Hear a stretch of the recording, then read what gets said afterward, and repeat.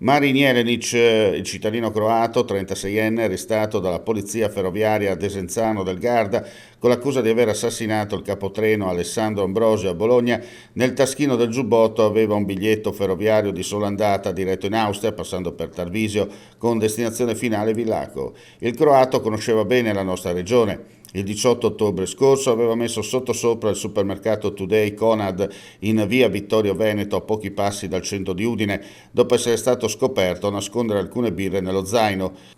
L'uomo, fermato dagli addetti alla sicurezza del supermercato, aveva iniziato a comportarsi in modo strano, bevendo le birre, tirando calci agli scaffali e mangiando cioccolatini, invitando a chiamare i carabinieri senza batter ciglio.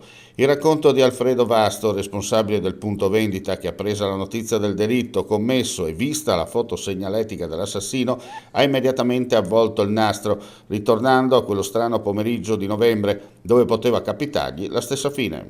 Ha cominciato a innervosirsi, ha buttato per terra un paio di espositori di caramelle e cioccolate e poi sono arrivati i carabinieri che l'hanno fermato. Il problema vero è che poi dopo 2 ore era di nuovo in giro. La prima impressione che ha avuto quando è entrato sembrava un cliente normale, possiamo dire.